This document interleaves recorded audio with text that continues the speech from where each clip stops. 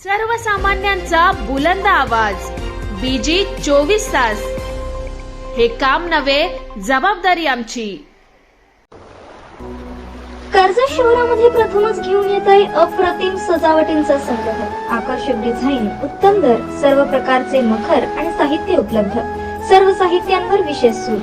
तेव्हा आजच ऑर्डर करा। स्थळ जय बालाजी एंटरप्राइजेस, लाखरण, विकास मंडप डेकोरेटर्स, दहिवली, दुबे मेन्शन, कर्जत। अधिक माहितीसाठी स्क्रीनवर दिलेल्या नंबरवर आजच संपर्क करा।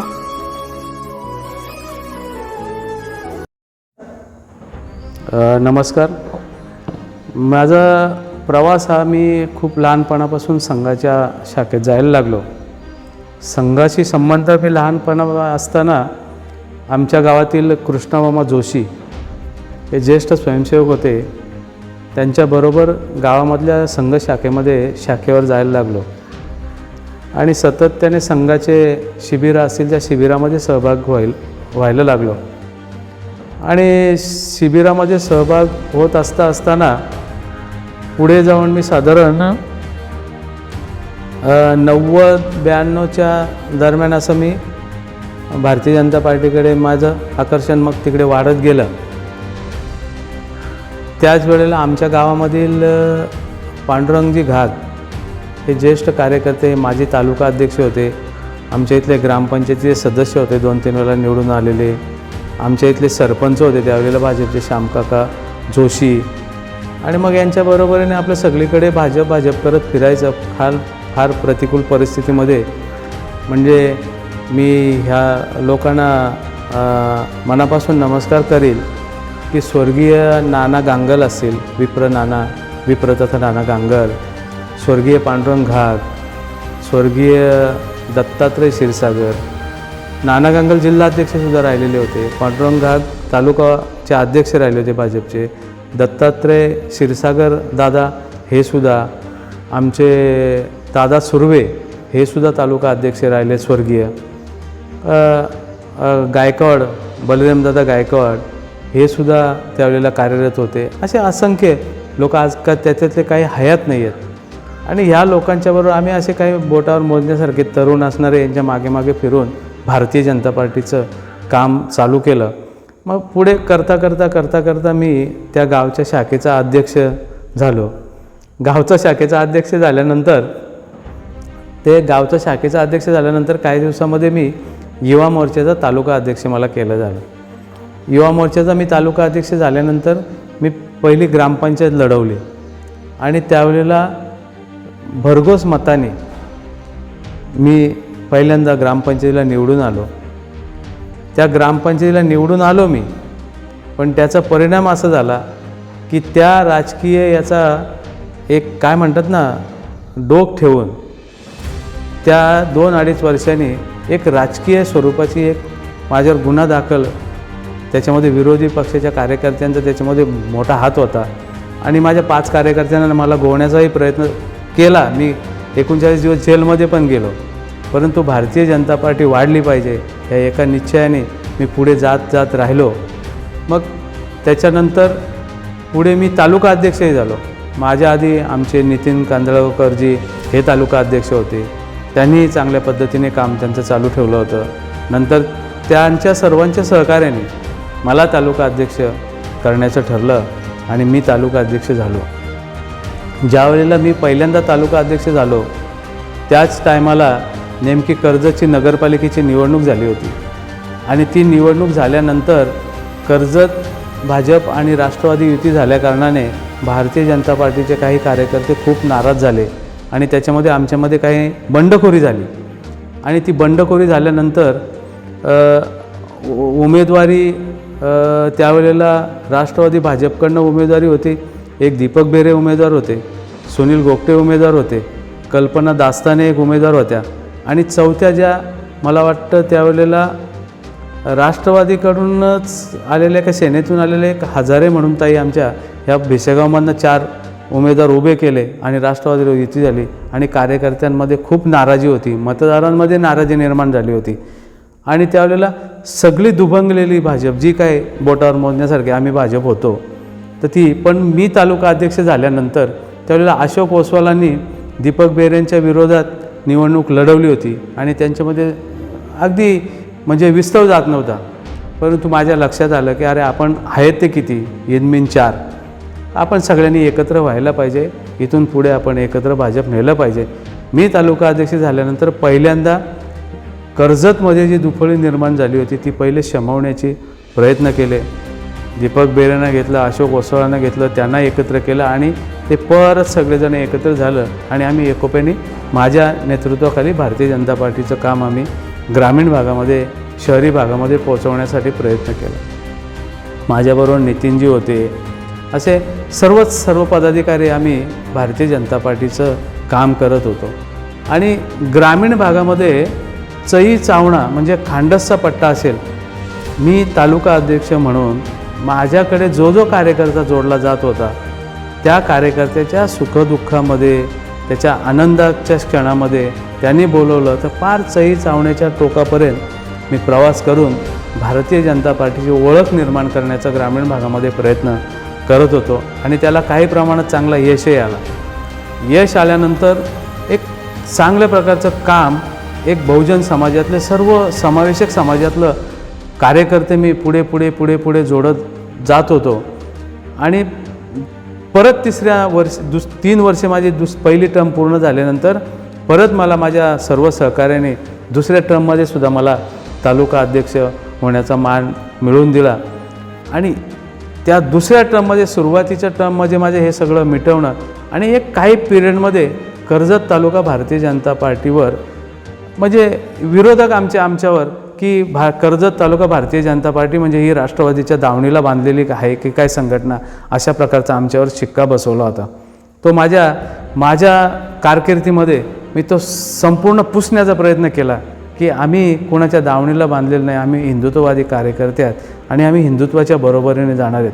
परंतु आमचे असणारे त्यावेळची शिवसेना ही आम्हाला त्या वेळेला विचारात घ्यायची नाही. परंतु मी तालुका अध्यक्ष असल्याप्रमाणे माझी रोखठोक भूमिका असायची. जो काय विषय असेल तो रोखठोक बोलायचा, पण माझा पक्ष वाढला पाहिजे ही भूमिका नेहमी राहिली. आणि दुसऱ्या टर्मपर्यंत मी इतकं चांगलं काम केलं, इतकी गर्दी की माझी दुसरी टर्म संपली आणि तिसऱ्या टर्मला काही मला तालुका अध्यक्ष आता होता येणार नाही. तर माझ्याबरोबर माझे सहकारी असणारे दीपक बेहेरे हे 2 वेळेला माझ्याबरोबर सरचिटणीस म्हणून काम करत होते. दीपक बेहेरेंना मग त्यावेळेला आम्ही तालुका अध्यक्ष करायचं ठरवलं. खूप लोकांचा विरोध होता, परंतु नाही बोललो, प्रामाणिक कार्यकर्ता आहे, माझ्याबरोबर आहे आणि कायमस्वरूपी सक्रिय राहणारा कार्यकर्ता आहे. मी सर्वांना शांत करून एकत्र बोलून त्याची मीटिंग घेतली, त्याची सभा घेतली. ती मातोश्री सभागृह दहिवलीमध्ये संपूर्ण हॉल कार्यकर्त्यांनी भरला होता. माझ्या नेतृत्वाखाली सगळे होते, आमचे नितीनराव, सर्वच लोक होते आणि आम्ही एक मताने दीपक बेहेरेंची तालुका अध्यक्ष म्हणून निवड केली. आणि त्याच दिवशी चालू मीटिंगमध्ये फोन आला की प्रशांत दादांचा त्यावेळेला प्रवेश झालाच होता आणि प्रशांत दादांना पक्षाचे जिल्हाध्यक्ष आपण करतोय तर तुम्ही सगळ्यांनी तिकडे निघून या. तो आनंदाचा क्षणच होता. आम्ही दीपक बेहेरेंची तालुका अध्यक्ष म्हणून इथे नियुक्ती केली आणि आम्ही लगेच पनवेलला प्रशांत दादांच्या नेतृत्वाखाली, त्यांचं नेतृत्व जिल्हा अध्यक्ष म्हणून पुढे येणार होतो. आम्ही तिथे दादांच्या त्या निवडीसाठी आम्ही गेलो. अतिशय जे स्वप्न आम्ही आमच्यासारखे सामान्य कार्यकर्ते भारतीय जनता पार्टी वाढली पाहिजे म्हणून बघत होतं, असं एक सक्षम नेतृत्व 2014ला त्याच टायमाला नेमकी सत्ता आली. सत्ता आल्यावर जशी 95ला सत्ता आली तेव्हा दादा सुगवेकरांना तालुका अध्यक्ष झाले होते, तसेच 14ला सत्ता आली, दीपक बेहेरेंना आम्ही तालुका अध्यक्ष केले. आणि त्याच टायमाला आम्ही ज्या वेळेला मी तालुका अध्यक्ष असताना काम करत होतो, भरभक्कम असं कोणाचं पाठबळ नव्हतं. परंतु 2014ला सुगीचे दिवस आले आणि प्रशांतदादांच्या सारखं सक्षम नेतृत्व आमच्यासारख्या भारतीय जनता पार्टीच्या कार्यकर्त्यांना मिळालं. आणि निश्चितपणाने त्यावेळेला असं वाटलं की आता मात्र भारतीय जनता पार्टी या रायगड जिल्ह्यामध्ये 100% वाढणार. आणि खरोखर म्हणजे तुम्हाला कौतुकाने सांगावं लागेल की ज्या दिवशी प्रशांतदादांनी जिल्हाध्यक्ष पदांची जबाबदारी घेतली त्यावेळेला मला लगेच त्यांनी जिल्ह्याचं चिटणीस केलं, मला महाडचं संपर्क प्रमुख केलं. अतिशय चांगल्या पद्धतीने महाडचा प्रवास मी करायचो, संपर्क चांगला करायचो. त्याच दरम्यान मी प्रशांतदादांच्याच नेतृत्वाखाली आदरणीय आमचे मार्गदर्शक लोकनेते रामशेठ ठाकूर साहेबांना मी आणून आमच्या नेतृत्वाखाली पोशीरला भव्य असा एक चांगला प्रवेशाचा कार्यक्रम घेतला. आणि तो प्रवेशाचा कार्यक्रम घेतल्यानंतर एक कर्जतमध्ये भाजपमय वातावरण निर्माण होतं आहे. दादांचं नेतृत्व कर्जतमध्ये दादांसारखं नेतृत्व प्रवास सारखं करत होतं. आमचे मार्गदर्शक रामशेठजी यांना आम्ही सातत्याने कर्जतमध्ये आणण्याचा प्रयत्न चालवला होता. आणि भाजप कुठेतरी वाढतं आहे किंवा काय, किंवा काही लोकांना असं वाटतं की अरे हा माणूस काहीतरी आता मोठा होतो आहे की काय. तर बाकीचा इतिहास काय तुमच्यापुढे न बोलण्यासारखं आहे, तेच बरं आहे. आणि अशा प्रकारचं काम पुढे चालत राहिलं. आज त्यानंतर मग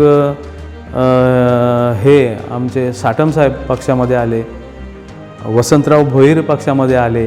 असे रथी मारथी चांगले, म्हणजे आता वसंतराव भोईरांच्याबद्दल बोलायचं झालं तर ते अगदी 1900-2000च्या फरकाच्या मताने विधानसभेला हारणारं एक नेतृत्व आमच्याकडे आलं. साटम साहेब जे 3 वेळा आमदार राहिलेले, अशा प्रकारचं नेतृत्व आलं. त्याच्यानंतर असंख्य असे कार्यकर्ते, मग मंगेशजी मस्कर असतील किंवा अशा असंख्य चांगले कार्यकर्ते आले पक्षामध्ये, विविध पक्षातून आमच्या पक्षामध्ये आले. पक्ष वाढायला पाहिजे, पक्ष वाढला पाहिजे. आम्ही स्वतःला एकतर आमच्या पक्षामध्ये जुना आणि नवीन हा कधी वादच नसतो. शेवटी तुम्ही कार्यकर्त्यांना तर तुमच्यामध्ये घेतले किंवा त्या पक्षामध्ये घेतल्याशिवाय तुमची संघटना पक्ष वाढणार तरी कसा. अशा प्रकारच्या सर्व कार्यकर्त्यांना पण आमची तेवढी जबाबदारी आहे. नव्याने कार्यकर्ते आलेले, आपली घटना, आपल्या पक्षाची रचना, हे ते जर आपण जुने किंवा आपण आधी काम केलेल्या कार्यकर्त्यांनी त्यांना जर समजून घेतलं नाही किंवा त्यांना समजून सांगितलं नाही तर त्यांना तरी कसं काय कळणार. अशा प्रकारच्या पक्षाची वाटचाल ही सगळी पुढे चालत राहिली. नंतर मी दुसऱ्यांदा निवडणूक लढली, मी परत दुसऱ्यांदा निवडून आलो. त्यानंतर मागच्या वेळेला असं ठरलं की सर्वच्या सर्व पंचायत समित्या लढायच्या, माझ्या सौभाग्यवतीनं उभ्या केल्या. काय परिस्थिती होती आम्हाला माहिती होतं, तरी आम्ही लढलो. त्यानंतर माझ्या ग्रामपंचायतीमध्ये माझी एक बहीण उभी केली, ती निवडून आली, ती उपसरपंच होती. अशा प्रकारचं म्हणजे खांडस असेल, पार ह्या सगळ्या पट्ट्यांमधनं एक कार्यकर्ता आम्ही जोडत गेलो. आणि सर्वात सांगायची गोष्ट म्हणजे 2014ला जेव्हा सत्ता आली आणि त्यावेळेला जसे रवींद्र चव्हाण साहेब पालकमंत्री झाले, एक वातावरण बदलून गेलं. रवींद्र चव्हाण साहेब आणि आदरणीय आमचे प्रशांतदादांच्या नेतृत्वाखाली ह्या रायगडमध्ये असा झंझावात भारतीय जनता पार्टीचा चालू झाला. सगळीकडे दिसले भारतीय जनता पार्टीचे 3 आमदार निवडून आले. मग तोच झंझावात कर्जतमध्ये पण सुरू होऊन कर्जत विधानसभेमध्ये पण भारतीय जनता पार्टीचा आमदार झाला पाहिजे, अशा प्रकारची धारणा माझ्यासारख्या कार्यकर्त्याची आहे. परंतु काय पक्ष जी जबाबदारी देईल, कधी काही वेळेला कसं असतं की स्पष्ट वक्ता बोलणारा कार्यकर्ता काही लोकांना आवडत नाही. तर तशा काही वेळेला हे होतं, त्याला काही नाईलाज आहे, कारण आपण हिंदुत्वाशी बांधील असणारा कार्यकर्ता आहे. त्याच्यामुळे आता पक्ष संघटना काय जे सांगेल ते करत राहा. अशा प्रकारचा प्रवास माझ्याबरोबर मी केलेला आहे असंख्य कार्यकर्त्यांना घेऊन. बघा, आता 4 नावं इच्छुक आहेत किंवा काय, हे आम्ही आता तुमच्या मीडियाच्याच माध्यमातून ऐकल्या. आम्ही कधी मीडियाला सांगायला गेलो नाही की आम्ही इच्छुक आहोत. आम्ही जरी इच्छुक असलं तरी आमचं नेतृत्व सक्षम आहे. आम्ही आमच्या नेतृत्वाकडे आमचं म्हणणं असेल तर ते आम्ही मांडू, पण आम्ही मीडियाकडे कधी आम्ही इच्छुक आहोत असं आम्ही सांगायला गेलो. आम्हालाही मीडियातनंच कळतं. पण पक्षाची एक आमच्या रचना आहे की 3 वर्षाने नवीन परत पक्षाची रचना निर्माण होते आणि त्या रचनेप्रमाणे सर्व स्टेप बाय स्टेप सर्व ते राबवलं जातं. आता आमच्याकडे आत्ताच माझे सहकारी मित्र अविनाशजी कोळे आता जिल्हाध्यक्ष झाले आणि ते जिल्हाध्यक्ष झाल्यानंतर आता कर्जत असेल किंवा सर्वच मंडळांच्या रचना चालू आहेत. मग आमच्याकडे त्याचे आता आमचे उत्तर रायगड जिल्ह्याचे प्रभारी आहेत, प्रदेश उपाध्यक्ष अतुलजी काळशेकर साहेब. काळसेकर साहेब आता परवाच येऊन आमच्या मुलाखती घेऊन गेले. म्हणजे त्या मुलाखती घेऊन सर्व कार्यकर्त्यांची मानसिकता तपासली जाते. तर कोण तालुका अध्यक्ष असावा, कोणाला करावं, काय अशी विचारपूस होते. कुठल्याही प्रकारची गटबाजी नाही, आमच्यामध्ये गटबाजी चालत नाही. पण गटबाजी निर्माण करण्याचा प्रयत्न जरी झाला तरी त्याच्याकडे काय कोणी तसं दुर्लक्ष करतं, त्याच्याकडे कोणी लक्ष देत नाही. आता शेवटी आमच्याकडे सक्षम नेतृत्व की सगळ्यांना बरोबर घेऊन जाणारा आमच्या आधीचे जिल्हाध्यक्ष आमदार प्रशांतजी ठाकूर साहेब आहे. यांच्या नेतृत्वाखाली काम केलेलं, ज्यांनी संपूर्ण जिल्हा म्हणजे पनवेलच्या टोकापासून ते पोलादपूरच्या टोकांपर्यंत संघटनांवर काम केलेले अविनाशजी कोळी आता जिल्हाध्यक्ष झाले. त्यांना प्रत्येक माणूसाने माणूस माहिती आहे, प्रत्येक माणसाचा स्वभाव माहिती आहे. ते लोक जो सर्वसमावेशक विचार करून निर्णय घेतील तो आम्हाला पक्षाला, आमच्यासारख्या कार्यकर्त्यांना तो मान्यच करावं लागेल, मान्यच असेल. तुम्ही जे म्हणाला की तुम्हाला संधी दिली तर एकतर मला संधी दिली तर नेतृत्व, मी 2 वेळेला काम केलेलं आहे, मला माझा अनुभव काय आहे, कार्यकर्त्यांची नस मला माहिती आहे, कार्यकर्त्यांची नाळ मला माहिती आहे. कार्यकर्त्यांना काही लागत नाही हो. कार्यकर्त्यांना फक्त आपल्या नेत्यांनी आपल्या पाठीवर शाबासकीची थाप टाकावी. कार्यकर्त्यांना अपेक्षा असते की आपल्या नेत्यांनी कधीतरी आपल्याला लांबून आवाज द्यावा, एवढीच अपेक्षा असते. कार्यकर्त्याला काय, आज आमच्याकडे सत्ता आहे, आमच्याकडे सत्ता असताना जर आम्ही पक्ष वाढू नाही शकलो तर आम्ही कधी वाढवणार. तर त्यामुळे आमच्याकडे काय गटबाजी नाही, काय नाही. दीपक बेरेंनी राजीनामा दिला, त्यावेळेला पंढरी राऊत तालुका अध्यक्ष झाले, त्यांनाही आम्ही सहकार्य केलं. पंढरी राऊतांनंतर आमचे मंगेशजी म्हस्कर हे तालुका अध्यक्ष झाले, त्यांच्याही बरोबर आम्ही काम केलं.